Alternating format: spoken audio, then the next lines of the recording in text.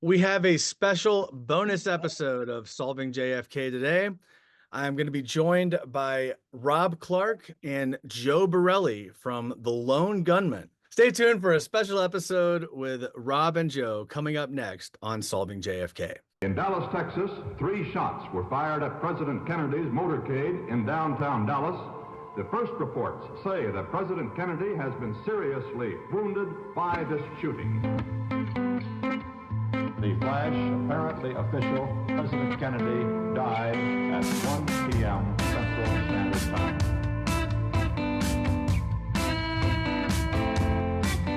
I don't know what this is all about. Dallas police this morning resumed questioning the man they have formally charged with the assassination of President Kennedy. I'm just a patsy. The man is Lee Oswald.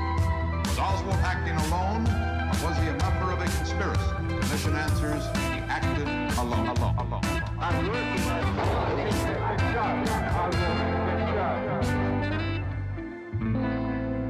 I'm just a patsy. Rob, Joe, welcome to Solving JFK. Thanks for coming on. Thank you for having us. Thank you, sir. Matt.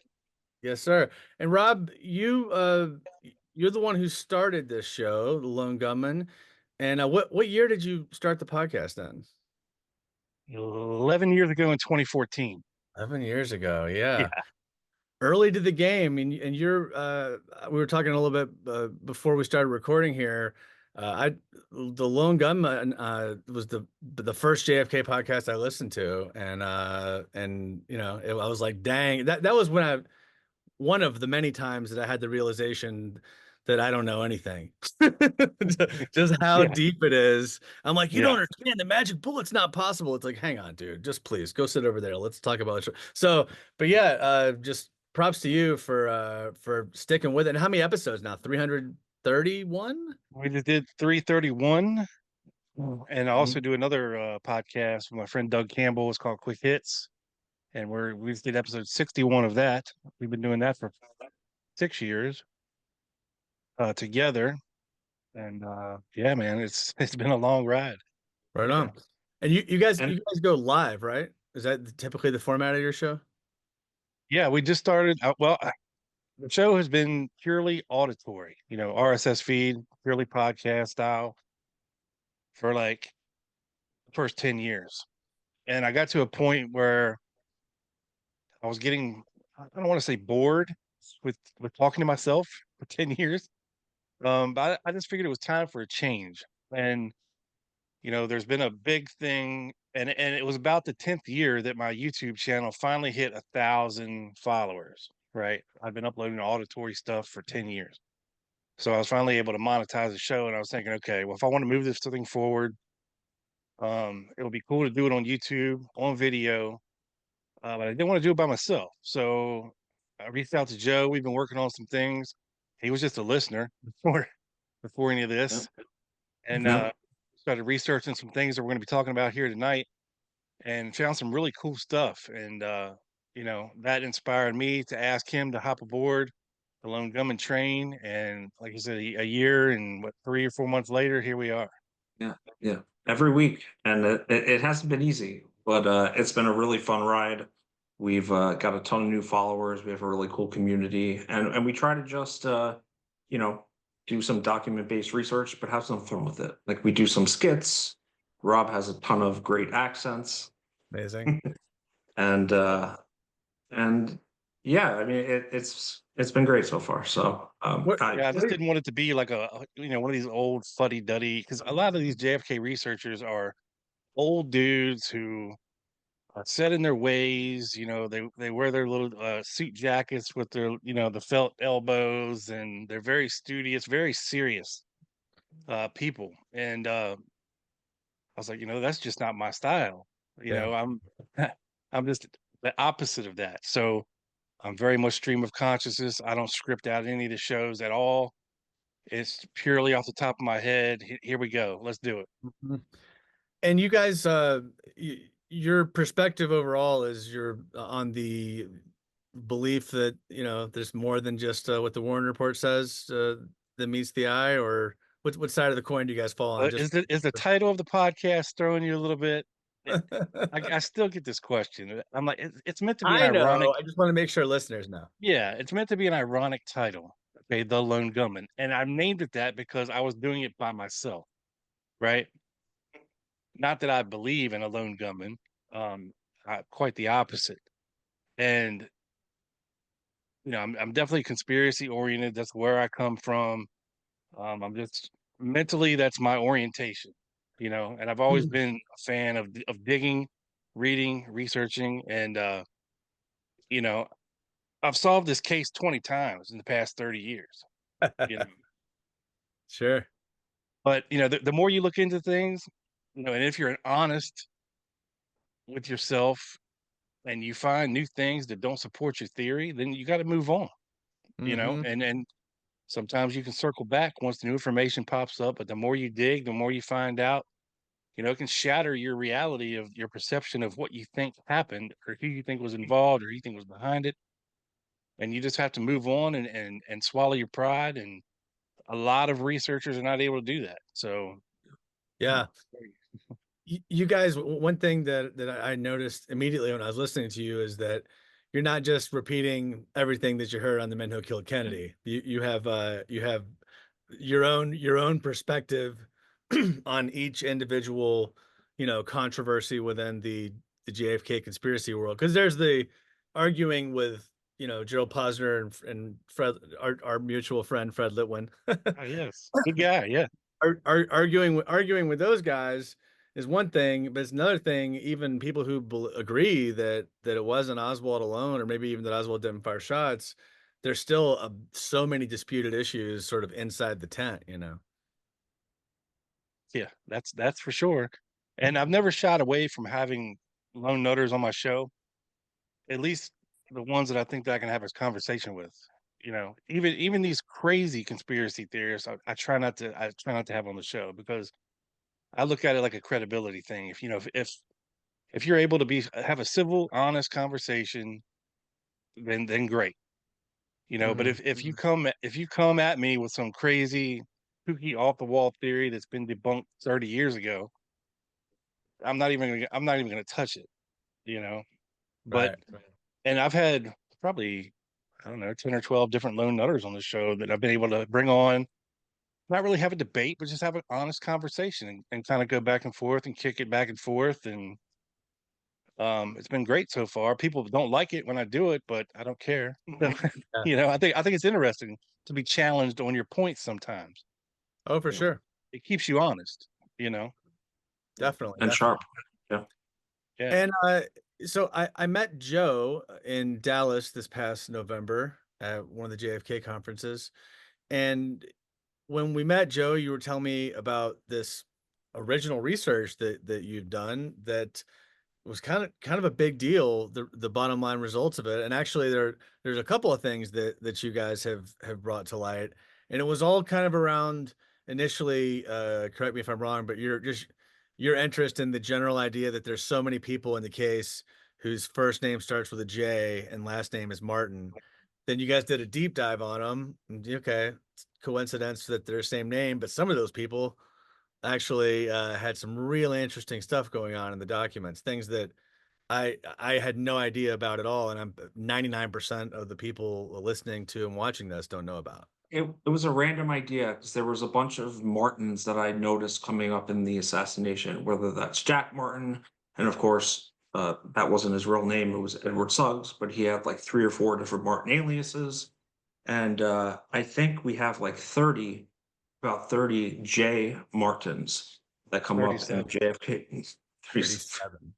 Yes, somewhere a little like, like on the edge there. But there's a lot of Martins that like not a lot of people looked into. And James Herbert Martin, who we consider the babysitter after the assassination, right? Like a babysitter that is not talked about. It's not a household name in the community.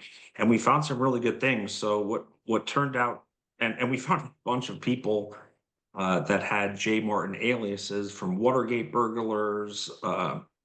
It was crazy, but it ended up being a detailed study on a couple Martins. And of course, I think one of the best research projects is ones where you have a hypothesis and you don't know where it's going to go, and you don't really have a vested interest in where it's going to go, but you see where it takes you, and that's kind of where we went. And And more to Joe's point, like when he says, everybody thinks when you're talking about Oswald or Marina's babysitters, you're thinking George Namor and Shield, Ruth Payne, right?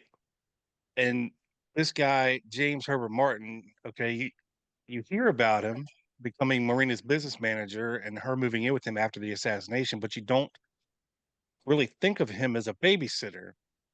And we found some really, really interesting things about him and his wife that is going to blow your mind tonight, Matt, for real, and the Okay. listeners. I'm excited. I'm excited to hear it. Hey, let me ask you this just from the outset. How did James H. Martin connect with Marina? So I know he was. I don't know if you guys are gonna get into the whole. He worked at Six Flags and all that, but I just how could they even come across one another? What was that the genesis of their relationship? Well, as we get into the story a little bit, we think that he may have been attached somewhat to the Oswalds way before November 22nd, 1963. Okay. But when the opportunity presented itself, um, for him to kind of get himself close to Marina and the kids, what we found out through the course of our investigation, and a lot of it has um, been bandied about before, but it seems to be we came across a document where James Herbert Martin, it kind of makes it seem like the Secret Service had a lot to do with putting her there, right? Um, but as it turns out, James Herbert Martin had reached out to a sheriff in Fort Worth, and through this sheriff in Fort Worth, he had contacts with the Secret Service, and he said, "Look, I've got a really secure, secluded place. Nobody, it's like a ghost town around here. Nobody ever suspects she's here. Why don't you broach it with the Secret Service and see if if you want to bring her here?" So he reached out to the Secret Service and offered up Six Flags um, motel uh, to the Secret Service and Marina originally. yeah, as a discrete location to keep them temporarily. Wow. So he reached out affirmatively, and Yeah. then the Secret Service said, "Yes, random guy who's a manager of a motel. We're gonna put them with you, random guy." Yeah, Cool. Well, they went exactly. and checked it out. They did go and check it out, and sure enough, it was off season type of thing. There was nobody really around. And they really didn't have much better option. Keeping her in the Adolphus was not going well because the press was trying to get to him, and of course you had just random people. So they had to do something with her, and that seemed like the best option. And at the time, Marina did not want anything to do with the FBI. She didn't trust them at all. She didn't want to be in their custody at all. So it was up to the Secret Service to take her to the Six Flags, watch her for a little while till the funeral, and after Lee Harvey Oswald's funeral blew over, and then Martin made another offer right after Thanksgiving. I think it was November 28th. 29th or 30th, yeah, Yeah, about somewhere 5 around days there. after. Yeah. Yeah, It- he offered her and her family to come and have Thanksgiving dinner with him and his family. He had his wife and three kids, and so she did. And then while they were having this dinner, he offered her and her kids to come stay with him. And that's where he would, and Marina didn't really have much options at this point. The Secret Service couldn't watch her forever. So they figured, what the hell, let her go if that's what she wants to do. And then of course that morphed into him helping her out with her finances, becoming her business manager, and taking advantage of her in more ways than one. Yeah, and just for the timeline, Matt. So Oswald was obviously shot and killed on November 24th. That's when they moved Marina, uh, the kids, Marguerite, and Robert into the Six Flags motel. And I believe I misspoke there. The Thanksgiving dinner was on the 26th, maybe, like that Monday or Tuesday, like in the middle of the week. And they moved in to the Martin home, just Marina and her kids, at the end of November. So less than a week before, as they moved in to the Six Flags. And there's a bunch of documents. You know, the Secret Service had hours long taped interviews with Marina that have never come to light. And how did this random guy, like you said, just kind of finagle his way into hosting one of the most notorious families at the time? Definitely Right. a week or two after. Yeah, so we were digging and digging, right? And came across something very interesting. So when the Oswalds were leaving Russia, okay, they kind of took a train, through Europe to Amsterdam, where they hopped on the SS Mazdan, and from there they made their way to New York City. And this was in late May, early June of '62. Okay, so there's a website out there that actually has the manifest, okay, for who was on the SS Mazdan. So, we're looking through there, and the Oswalds, they're on there. And lo and behold, a couple pages later, guess what else is on there? J. Martin. J.H. Martin. Ooh, the H. Okay. And it just happens to be with what, Joe, a wife and 3 kids, which matches what he had. Okay. And at this time, we don't really have a good idea of where exactly he was in his working life. I mean, we have a rough idea. He was basically working for the very first credit card company ever. It's called Carte Blanche, and it was given out by Hilton Hotels. Okay. And he was a salesman for this credit card. Okay. So he could have been anywhere in the world, basically, for his job. Right. The interesting thing is, well, I can't say definitively this is him and his family, but it's just odd, okay, that you have this on the manifest, right? But that's not all. There's a picture, right, I found of the cruise, the ship, of when Oswald was on it. It has pictures of Oswald eating dinner or eating lunch, and it has pictures of different passengers on the thing.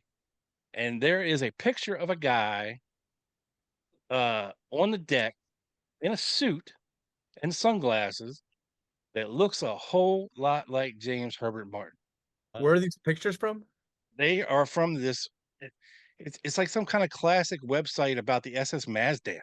Huh. It's the weirdest thing ever. It's like a really obscure site, and it's different people that were on the ship. They submit their pictures. Now, I'm not a big fan of photographic evidence, if you will, but if this is him on the left, okay, these pictures would have been taken 2 years apart, because the one on the right is him accompanying Marina in 1964 to the Warren Commission hearings. This picture on the left would have been from 1962. I mean, there's nothing that says this is not him. The chin looks relatively similar, the nose is similar, the lips are similar, the ears similar, the hairstyle, the haircut similar. It seems he has a little more hair on the left, or maybe he combed it different. I don't know, but it's interesting. It's interesting.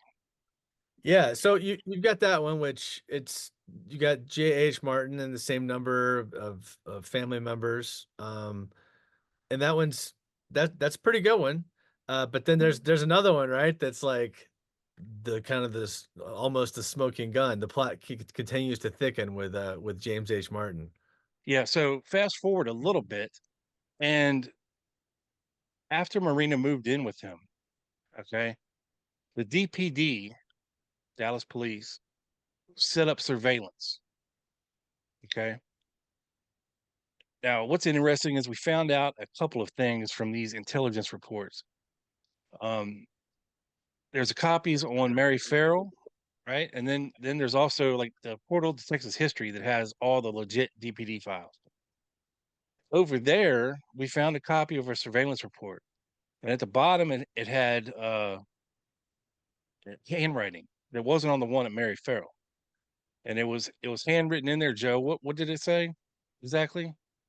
Uh, direct line to White House Communications number 25. I believe I sent that to you. I could bring it up, Matt, if you don't have it. Oh yeah, straight line. Straight line Mhm. installed 3 December 63, White House Communications, Washington D.C. Yeah, So building 25. somebody wrote that? Yeah, Yeah, so they wrote that. I believe the initial memo is on December 2nd, where they're kind of giving background on James Herbert Martin and his wife. And ironically, that's the only time that James Herbert Martin's wife, Wanda Martin, was referred to by name. From here on out, it's Miss James H. Martin or Mrs. Martin. And we think that maybe one of the conditions, okay, we could let Marina move in with you, but if anything comes up, we're installing this line, you better pick up the phone ASAP. And as we get into the next document, the die circuit one, but that might make a little more sense. But they that was a day after the inscription was the day after the document, and about 2 or 3 days after they moved in. So it was almost certainly a direct federal lease line circuit. And it's really interesting to think about why, because you have Marina under Secret Service surveillance. Why would you need to have a direct line to the White House, which is kind of circumventing the Secret Service in a sense? And that makes you really think, what was James Herbert Martin? Who was he really working for? yeah. Uh, and all this interagency rivalry going on then between the Secret Service and the Right. CIA, FBI. Because the line it says White House Communications. So who would James Herbert Martin's wife be calling at the White House? Well, Is it that what doesn't you're go directly to the White House. There's actually Okay. a building. There was actually back then a building in DC. Um, that was just called White House Communication, and was separate than the White House. I see. 25, building 25. Yeah. Yeah, Building 25, which we don't know what that means, but Well, Rob, it has a bunch of different agencies working in there, like a big federal bureaucracy. Like you have the CIA, you have the NSA, like you have a bunch of people in headquartered in that yeah, it's like building. an information collection, kind of agency where they have direct lines to the FBI, CIA, DOD, DIA, all these different agencies, NSA, back then. So we're not really sure, why this line was installed or who installed it or who it was going to. We know it wasn't the FBI. We know it wasn't the Dallas police. We know it wasn't the Secret Service. So Huh. the list gets narrower and narrower, and we're going to narrow it down even a little bit more here in a little bit. Also interesting is that the Martins had an unlisted phone number installed in their house, along with a listed phone number, along with this direct line, because James Herbert Martin called his unlisted number from when he was in Washington D.C. with Marina when they went to the Warren Commission hearings, and we were like, "Where's this other number?" And then we found out it was their unlisted number at the Martin residence. So what is a hotel manager doing living in a house with a listed number and an unlisted number? Right. It's odd. It's weird. Yeah. Okay, so but this letter, so the bottom line implication of the letter from the Dallas police is that she is an informant of, so T1, but she's an informant on behalf of the police. Is that what that T1 means, coming from the police? It's the informant is actually somebody that used to work with uh James Martin at the it was, I think it was when he was working at the Hilton there in So Dallas. The so Statler. this document talks about James Martin's employment background at the Statler Right. Hilton. Yeah. Hey, there's the Statler Hilton again. That thing keeps popping up. Yeah. And but really the most interesting thing is the handwriting at the bottom. Is that what you would say? Yeah, because there is a copy, like I said, of Mary Farrell that does not have that. And then there's this one that was found at the portal of the Texas history, which has it. I mean, it seems to me like it's something that, I mean, if it's a DPD document, somebody at the DPD would have had to write that on there. Right. You know, Yeah. they probably, because they were surveilling the house, so they would have noticed something like that going on. You know, as Rob and I in damn, I guess it was summer of 2023, huh? We were going through some of the new release documents when there were still some release documents. I think the last time was in 23 in like April or May. And we found a document that was less redacted than the previous version of Mrs. James H. Martin that was under oral contract by the CIA in 1964, which was when Marina was living with Wanda and James Herbert Martin. And we were kind of floored by this here. But it wasn't at the same time that Marina was living with them. It was summer of 64 is when this document is from, right, Joe? Yeah, it was an extension of an oral contract in June of 64, which Yeah. implies that there was already an oral contract before that. And what entity is this with? CIA. This is CIA. This is a CIA document. Yeah. CIA. Yep. So there's a And- CIA document that says that James H. Martin's wife was under oral contract with the Central Intelligence Agency. Yes. Yes, sir. It says engagement of spouse of blank redacted as redacted. The subject individual has been engaged under oral contract for use on the Project Die circuit. The effective date of the oral contract is June 15, 64, and shall continue thereafter until termination. $50 a month. Subject is not a foreign national. And the interesting part about this is it's from the chief of base Berlin station, right? Which I'm guessing is West Berlin. And it's to the chief finance division. And they're trying to get a letter of recommendation for Miss James Herbert Martin to continue her oral contract here. And from what we can glean, it says not your typical wife. I can't read that. Yeah. Anyways, it says I got it. Frank explained that the situation and the use of the woman had been previous reviewed and agreed to in the division. She is completely, and we don't know what that word is. I think divorced or Okay, divorced from the station by herself.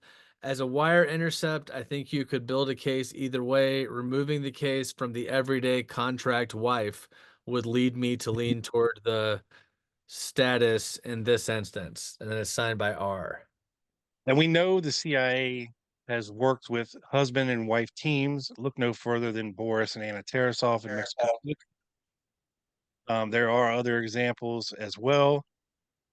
This is interesting because it blatantly tells you what she was doing, which is wire intercept work, which is basically intercepting phone calls and monitoring, ingoing or outgoing phone calls to specific numbers. And it doesn't actually have to be, in Berlin. She could do this from anywhere. Um, but Yeah. it's just interesting, like, So, okay, so you're saying she was not just keeping an eye on Marina, but she was actually maybe had like a workstation and she was monitoring international calls potentially? yeah, I mean that's what a wire intercepts do, right? They monitor phone transmissions, um, and report back.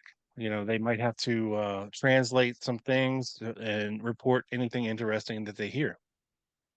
And like I said, if they were in Europe, okay, at the same time the Oswalds were in Russia doing this same kind of thing under his cover as a Hilton carte blanche salesman, okay. Of course, he's going to be with around really big deals, really important business people, people with a lot of money, people with money to spend because they can only use his credit card in the Hilton hotels. So a lot of these Hilton hotels overseas had fancy restaurants in them, fancy shops, and you could use your credit card in these shops. Um, and again, we don't know exactly where they were from like a period of like 1 or 2 years prior to the assassination. We Uh-huh. know he was working for carte blanche for Hilton, but we don't know where he was stationed. Right. So big picture, these documents on James H. Martin, Marina's manager, basically show that his wife was working with the CIA, and so I guess what are the and then also potentially that maybe he was following the Oswalds even in the Soviet Union. That's a little bit more of a stretch because it's not. I think they were I think they were tasked more like when the Oswalds because it wasn't like a sudden I mean it was kind of a sudden thing that the Oswalds got their exit visas, relatively quickly as opposed to how long it should have taken them. But they could have easily been tasked when word got out that hey, the Oswalds are coming back. We want you, they could have said, okay, forget what you're doing right now. We want you to hop on this boat, follow them back to America. Let us know if you hear, see anything funny, type of deal. But Because they might have I mean, known that they were all from like the Dallas area, Yeah, but Matt, I don't think that they were in Russia, the Martins. No, What Rob is trying to say is like maybe they kind of hitched back on the I way think they were in back. Europe. Yeah, and this is not, this is speculation, of course, but there is a James H. Martin on the manifest of the Mazdam. But one thing we're for sure about is that when he convinced the Secret Service to let Marina and the kids move in, and by the way, he was a a married man with two infant kids, right? I think, or it might have been three. You're inviting the suspected wife of the assassin of the president with her two uh-huh. infant kids into a very crowded household. It doesn't really make sense. So, And um, Wanda was not happy about it at all because this guy, James Martin, uh, he sounds like a real sleazeball. We've got documents of things that are insane. I'll send them to you after the show, and you can throw them up there if you want to. Um, of what happened when they were in Washington, as well as before that, earlier in January, there's reports of the Secret Service following James Herbert Martin on a trip to Denton. They went out there. He took Marina out to dinner. Did not take Wanda. Made her stay home with all these kids. Took Marina out to dinner to this restaurant. I mean, the agents were in the restaurant. We have their report. It says they were watching them the whole time. Then they followed him. The car started going to Denton, Texas. I don't know why, but it says it appears Marina's head uh, went out of view several times during the trip. Maybe she was nodding off or something. But you know what I'm saying? Yeah. Uh, Oh, yeah. But Okay. he would wrap her up and kiss her and dance with her in front of his wife and Yeah. rope her in front of his Mhm. wife. Ugh. Yeah. Yeah. Poor And, man. And they did end up having sexual relations at the Willard Hotel during the yeah, Warren Commission testimony. That is proved by the documents. And then on their return to Dallas, Robert Oswald had heard of this and had convinced Marina to relieve James Herbert Martin of his uh, role as business manager. And that actually resulted in a lawsuit. And there's a whole bunch of drama with that. But there's something more going on with James Herbert Martin and his wife. And we're still trying to, we're still doing some more research on it, but it's fascinating for sure. So definitely the CIA is interested in what's going on with Marina Oswald at post-assassination. The question is, are there any implications of, you know, on the case for that? Because you can kind of look at it either way. It's like, yeah, the CIA has this memo about here's 29 reasons why Marina's KGB. But that would be the FBI's jurisdiction within the United States to care about KGB folks, though, right? So I'm just trying to think like of the devil's advocate argument of, mhm. why it's not a spicy, exciting information and what the blog post looks like proving this wrong. The FBI couldn't get close to her Right. because she didn't trust him. She wanted nothing, literally nothing to do with the FBI. Mm, That's who she was afraid of that could send her back. mm, And they had made that threat. And so doing it through a cutout like James Herbert Martin didn't make it seem that serious, and if his job was to get close to Marina, find out anything he can glean from her, whatever the case may be, whether it was, I knew Oswald was going to do this, or get her drunk and maybe she'll talk, mm, mm. type of thing, get intimate with her, maybe she'll talk, type of thing. And he did all that. And he did say later, I think, Joe, I don't know if it was for the Garrison case or the HSCA, but he did say that she did say some things to him, um, that are kind of odd that you never would think. Um, but he didn't say it like for the Warren Commission. He didn't tell them that. It Mm. was only Yeah. later. He definitely had a big influence on her because if you think about it, you have to turn Marina from a grieving widow into a kind of star witness in like 2 or 3 months.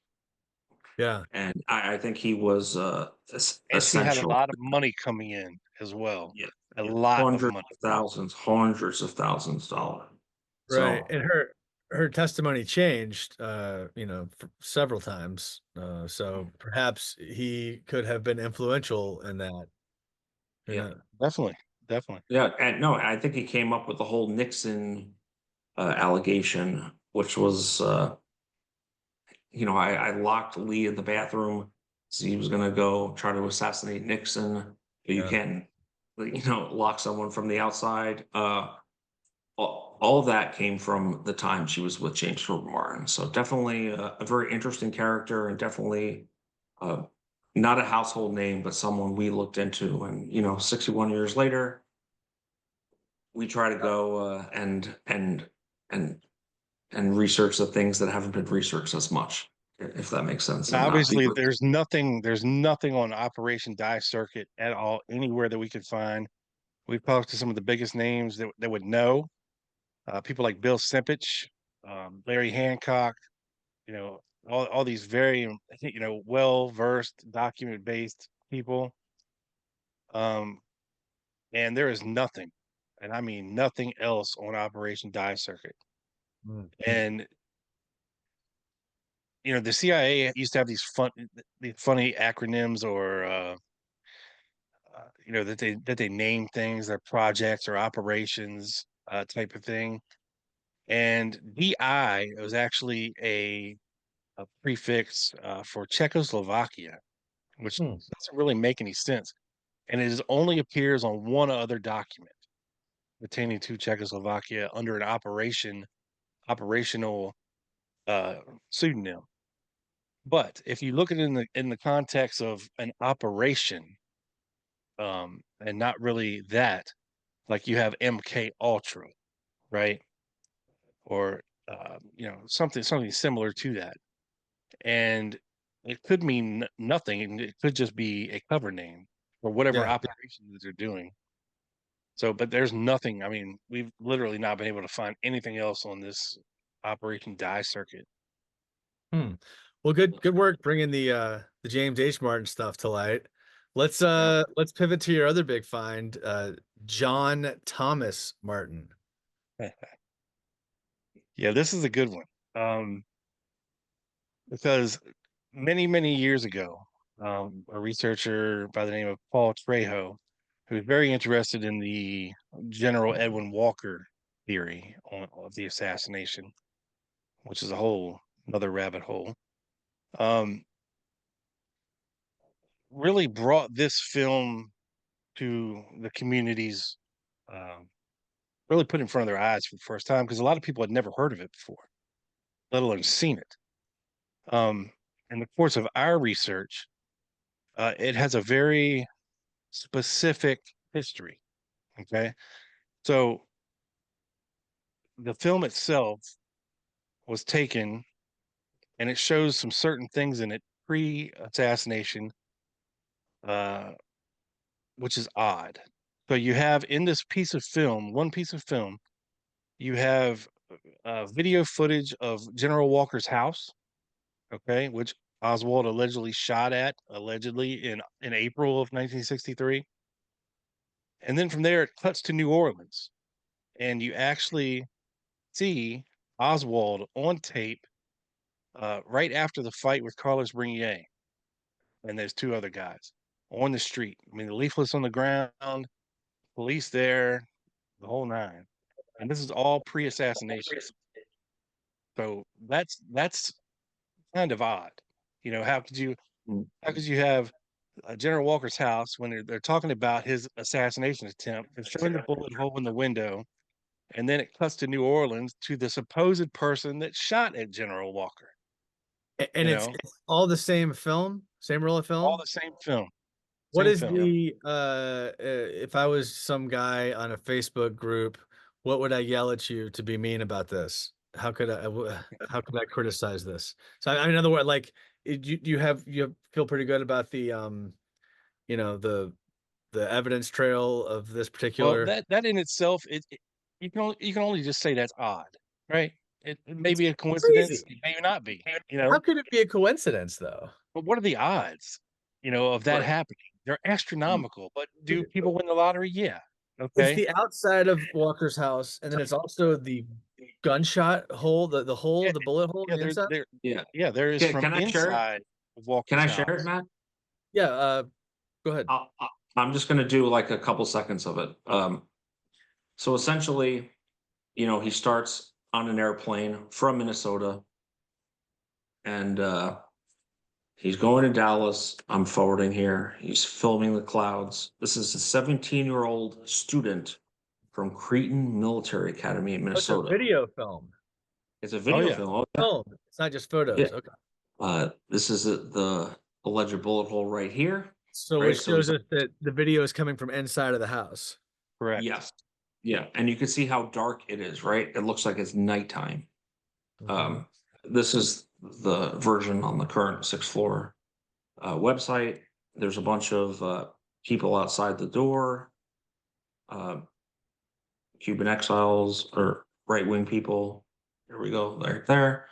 So he then gets on the plane and goes to New Orleans. And he's at the zoo here, and I'm like forwarding 5 seconds every time here. He's at the he's at the what's that park name, Rob? Not Lafayette Park, it's Jackson Park. Yeah, Jackson Square. Yeah. Jackson Square. And then you see him cut to the Oswald fracas fight with Brunier on August 9th, 63.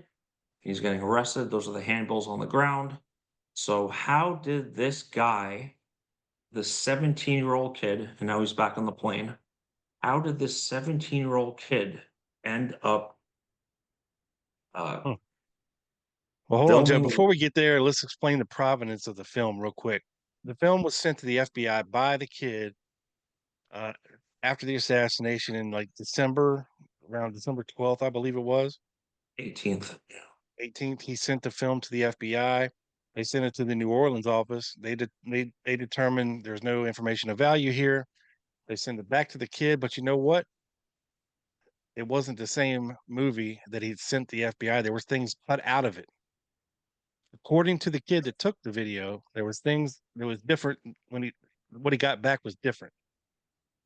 There was portions cut out of it. Um, so fast forward to 1968.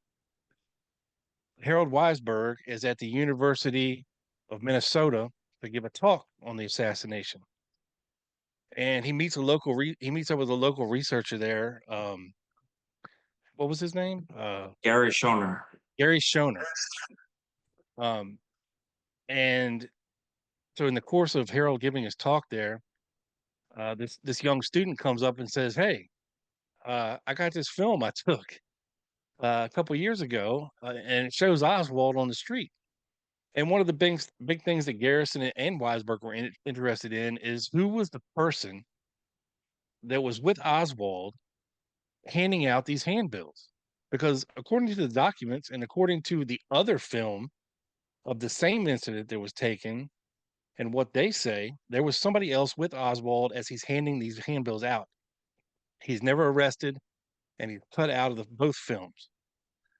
Because the other film that this other teenager shot from a different angle of this same fracas, Doyle. yeah, the Doyle film, that portion is cut out as well. There's just Oswald. There's nobody with him, but they both say that there was somebody definitely with him, handing out stuff. But this guy's never arrested, or he's cut out of the films. So Weisberg gets the kid to make him and Gary Schoner and Garrison copies of this film, and he sends one to. Well, the kid said he sent one to Garrison on his own, but he doesn't know if he ever got it. So Weisberg gets another copy because when he's leaving Minnesota, he's going to New Orleans. So as he gets a copy, he's leaving, and his bags get lost on the airplane. The movie gets stolen, right? Garrison's copy, but when he gets to New Orleans, he realized that yeah, Garrison did have a copy there, but he never even looked at it yet, right? So they go through this hullabaloo of looking at the movie and talking to this kid some more, and they don't really find out much more than that. Fast forward to the HSCA, the late 1970s. They ask for his film, and he gives them a copy, or he gives them the film, and they make a copy of his film, and then they give him his film back. Now, they looked at the film at the HSCA, and they didn't find anything of interest either, allegedly. They supposedly kept a copy of his film. They were copying all the films, and they were keeping copies for NARA, or at NARA. And it just kind of blows away and goes away. And you don't hear anything for 30 years, right? So I reached out to the curator at the 6th floor museum, and I was asking him about the film, and he basically said the story is that when Gary Mack was still there and alive, that he was contacted by John T. Martin, and he said, "Hey, do you want my film?" And Gary Mack was like, "Yeah, sure." And he's like, "Okay, well, there's some conditions. Don't ever contact me again. Lose my information. I want nothing more to do with this film. And please don't ever contact me, and don't give out my information. And here's your film." And that was in 2007. I think took 3 or 4 years for them to put it actually up on their website, which is the copy we just watched. And very dark. And even on the Sixth Floor website, it clearly states in this blurb, if you click on to watch that movie, that this piece of film had on it that it was created in 1977. So the HSCA kept this guy's original and gave him back a copy of his own film, and he never even knew it. And not that I blame him, because I think some people that shall remain nameless, and if you've watched our show before, we actually named them, but let's say photographic experts working for the HSCA back then, and I don't blame them. I probably would have done the same thing. We're copying these films and making personal copies, right? Just to sit on or show their buddies or keep for later, whatever the case may be, just curiosity. And I think somehow in the mix, you know, uh, they kept his original copy, because now there is no copy at NARA. There is no copy of the John T. Martin film at NARA. It is missing. So So the version that we have is the version from the School Book Depository Museum. yes, Okay, and then you that's said the there's a only, version that's like lighter, that's brighter. well, yeah, I don't know where Martin Shackelford got his stills from. They're stills Okay, taken from the movie. got it. Okay. We tried to track down. Well, we did talk to Gary Schoner, who was with Weisberg at the time, and he still has his copy somewhere. It's like one of these things where it's in his attic or his garage, and he's 80 some years old and can't really look for it, type of thing. And I contacted the curator of the Weisberg archives, this guy Ogilvy, and I was asking him. I was like, "Look, I know it's not online, but is it sitting on a dusty shelf somewhere? In Frederick, Maryland, in the archives at the Hood College?" And he was like, "No, there is no physical. There's no physical films whatsoever in the Weisberg collection." I was like, "Okay." And he said, "What happened with a lot of that stuff was when they were cleaning his house out, they moved everything basically to a carport, and a lot of it got damaged." Um, by rain, water, you know. And he said, so if there ever was any film, it's long gone. And it was sitting out there for anybody to take. He said for weeks. Wow. Anybody could have gone through it and just picked through whatever they wanted. So was John T. Martin, is he ever on the record explaining what he was doing and why he has this film? Well, I'll let Joe start there, because that's an interesting story as well. Yeah, so Rob and I went through, I don't know how many rabbit holes trying to actually identify this John T. Martin. And he had come up a couple times in different forums over the years, but no one really knew who he was. They thought it was actually John Timothy Martin, not John Martin. And I'm going to share something real here. We found his high school yearbook,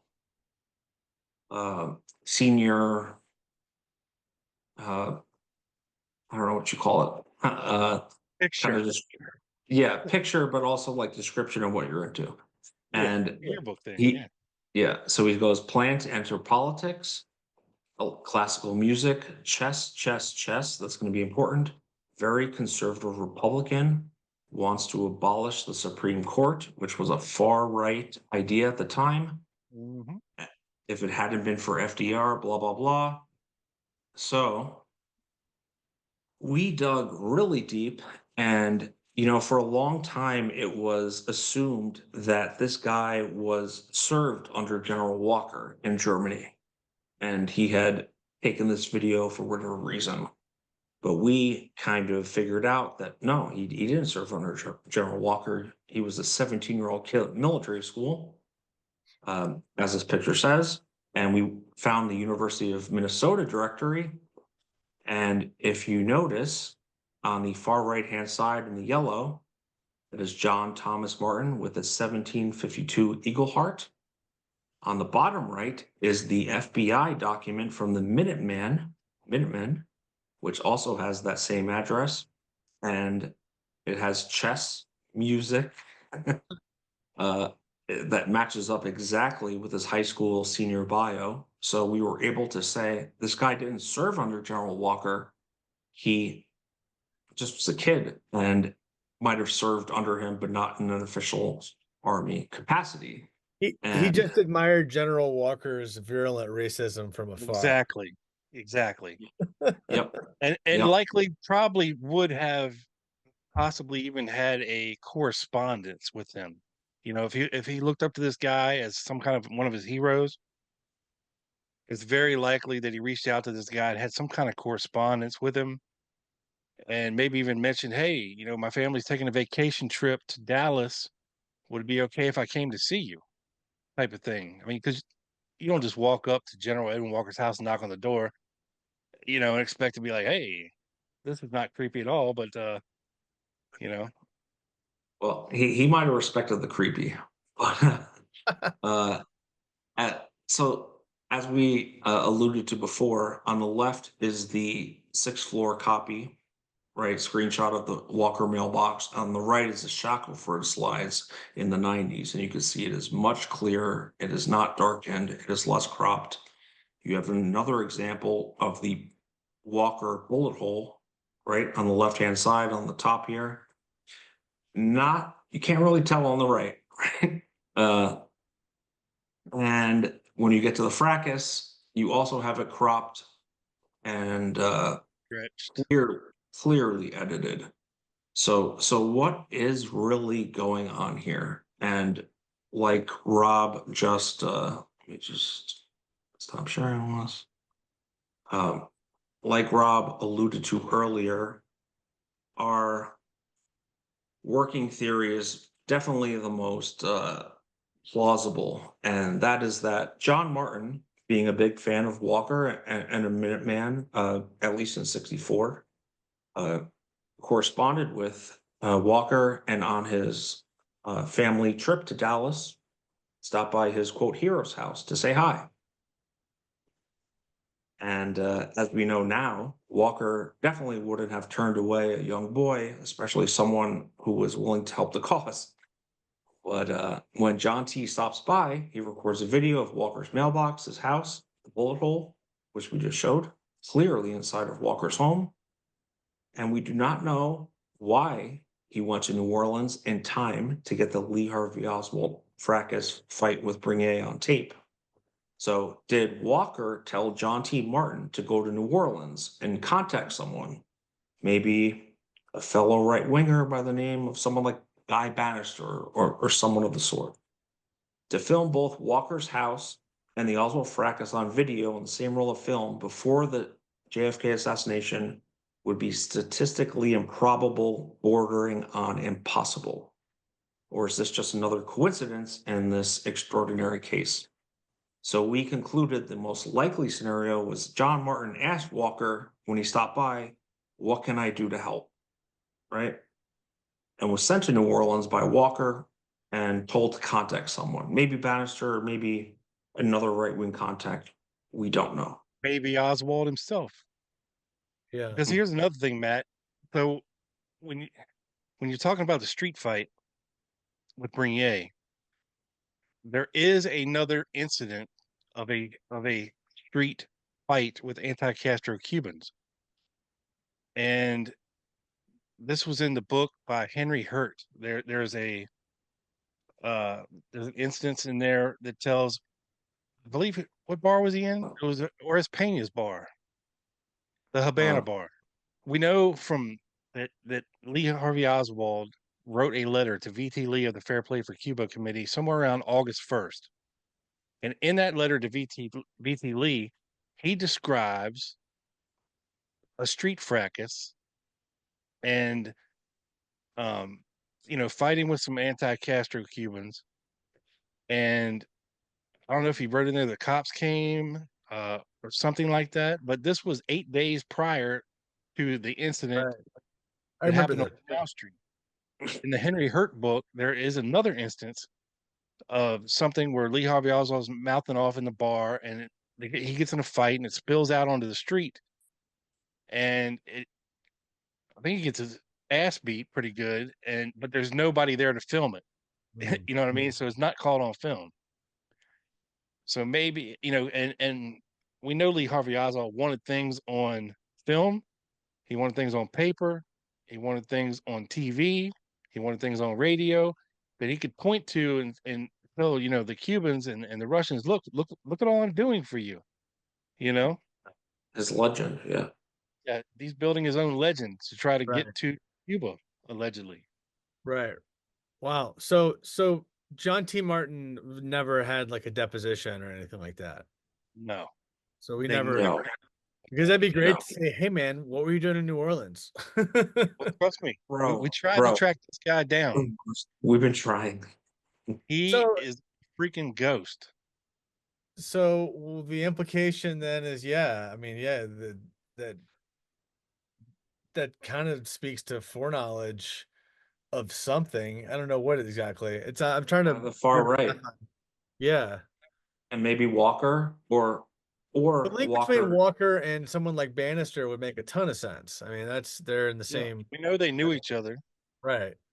I mean, And, Walker was in New Orleans with Bannister, like right before the assassination. And then on the Yeah. day of like when the assassination happened, he was on a plane and he like told everybody on the plane, "I'm General Walker and I'm on this plane with you. I'm not killing presidents." Yeah, Yep, he spent the night in Shreveport, Louisiana, and the Right. next morning, the Saturday, he was on the phone early with the German newspaper. Right. Yes, I Uh, remember so, all of yeah, that. to your point, does this mean that the far right possibly had knowledge of Oswald before the fracas on August 9th? And it's possible based on this video, because I don't think it's a coincidence. I think Miltier into the mix too, and that's kind of a different geographic mm, deal, but but these guys knew each other. They used to go to these same conferences in Illinois, and there was a bunch of them in New Orleans, in Dallas. I mean, you got mm, these right wingers meeting a lot at these different congresses or conferences that they would call them. And there was a big one that happened in New Orleans in October of wow. '63. And we know that Walker, like I said, he was there on like the 20th and 21st, meeting with Guy Bannister, meeting with Leander Perez, who was a very wealthy um, DA of Plaquemines Parish, which is kind of neighboring to Jefferson Parish. He was basically like the Jim Garrison of, the Plaquemines Parish.